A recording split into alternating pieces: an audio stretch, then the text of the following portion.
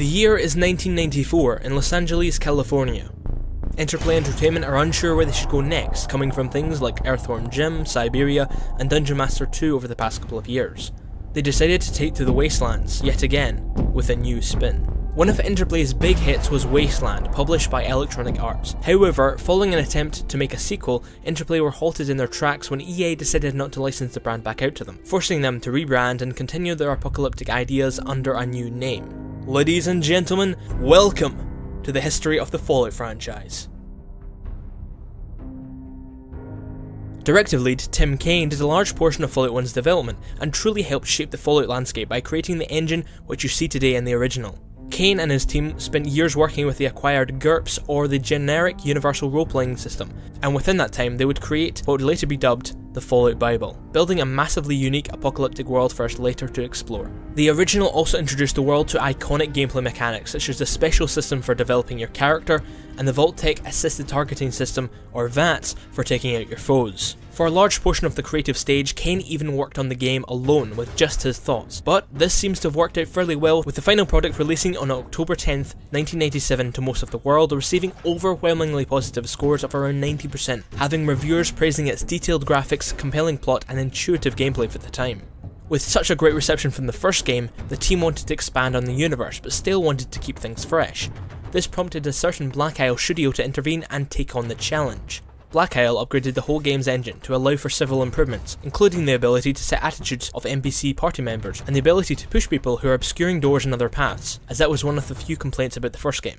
The team also wanted to give a proper post-apocalyptic feel for the audience, so they implemented a pseudo-immersive economy system, where certain items spiked in price due to the reality that they would be more useful in circumstances that the player had been presented with.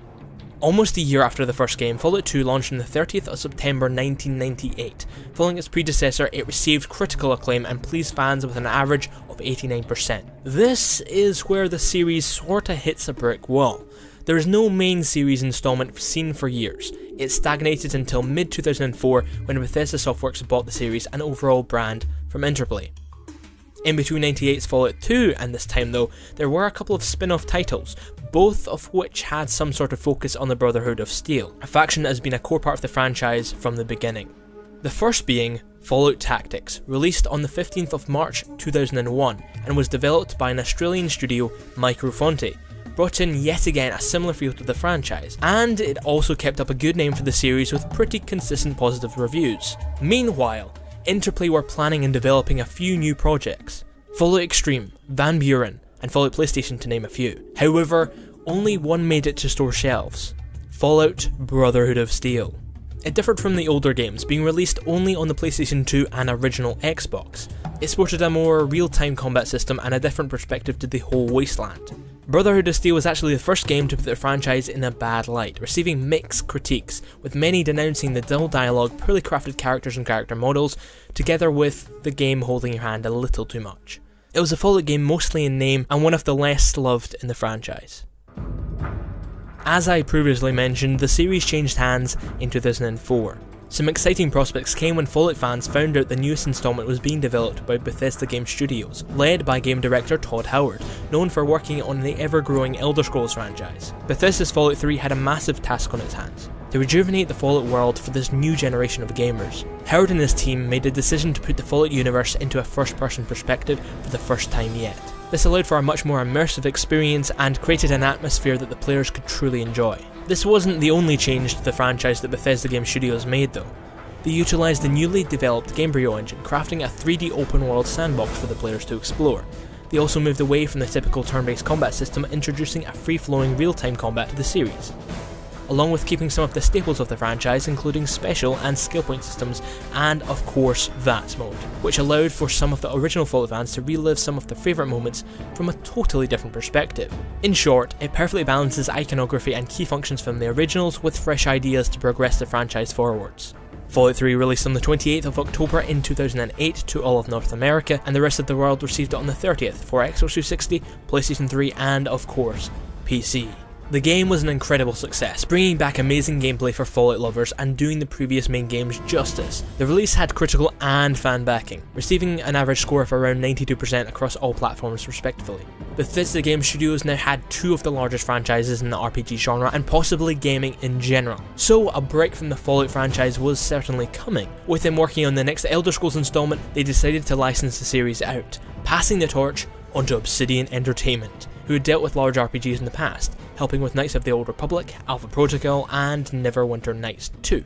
The team at Obsidian that ended up developing New Vegas actually included some of the original members from Interplay and Black Isle Studios, some of which brought some older ideas back to the table and actually implemented them into the game. New Vegas was overall very similar to 3, but brought some very effective things to the table, including a hardcore mode, more factions to side with who actually have an impact on the career story, improved VATs, weapon mods, gambling, and so much more. It was a solid bet for a successful game if the writing and mechanics were kept to the same standard that most Fallout fans were accustomed to. And the writing and mechanical improvements are perhaps what set New Vegas above and beyond the previous installment, making it a unique standout in the series. The game launched on the 19th of October in 2010 for North America, the 21st for Australia, and the 22nd for Europe. It brought in an appropriately positive response, similar to that of Fallout Tactics, getting roughly 84% on all platforms, with many outlets saying that Obsidian followed the formula to a T whilst putting their own spin on things. However, the game may have even matched or surpassed previous installments if the team weren't rushed and allowed some more leeway for their allocated time frame. After an amazing show of performance by Obsidian Entertainment and the Elder Scrolls V Skyrim entering post-production, Bethesda Game Studios were ready to start on their next Fallout project. Fallout 4, which I'm assuming most of you have already encountered in large doses, added a colourful cast of new companions, refreshing new looks for some iconic weapons and clothing, and of course, I cannot forget the new Marmite Workshop mode. You either love it or you hate it, there's not really much middle ground here. Fallout 4 also brought record-breaking statistics to the table. It was the fastest selling and highest grossing game Bethesda have developed by a lump sum. The game sold over 12 million copies within the first 24 hours of its launch, generating a massive $750 million US. Many people were talking about it on and after its release of the 10th of November 2015, with a strong positive reception. It critically averaged around 86% across all platforms. There were, however, a few bumps from the more hardcore fans, but let's not jump into that right now. When Fallout 4 entered post-production, many pitches for follow-ups were made, but one idea stood out and came into fruition. A concept players have been wanting and modding to try and get for years.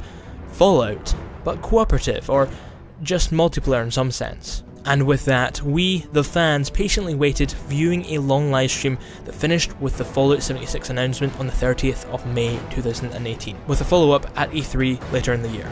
This is the first time that the main series had taken to the internet for an official multiplayer experience, therefore showcasing a break-it-early test application, or just Todd Howard's way of saying a beta build. As expected, many players bought into the idea, and most players experienced the typical Bethesda bugs during the limited beta period. After feedback and some hopeful fixes, the final game launched worldwide on the 14th of November 2018 to PlayStation 4, Xbox One and PC. It launched to some rather mixed reviews to say the least, with a fair amount of negative reviews citing bugs falling through from the beta, a very large but almost lifeless world, a lack of any thoughtful storytelling, and being too similar to the already mild Fallout 4. Overall, still doing financially well, it was never expected to compete with the record-breaking numbers of its predecessor, as it was taking the series into a new realm of gaming and sliding into yet another market. What the future holds for 76 and any future installments is still a mystery to us. 76 is supposedly getting private servers, mod support and future expansions of some sort, but the details have been relatively hidden for now. And as for our future installment, it looks like it'll be quite a few years until we see another single-player Fallout game, with the Elder Scrolls 6 expected next generation in a few years' time. So, that was the history of the Fallout franchise from its origin in 1994 to 2018 with Fallout 76.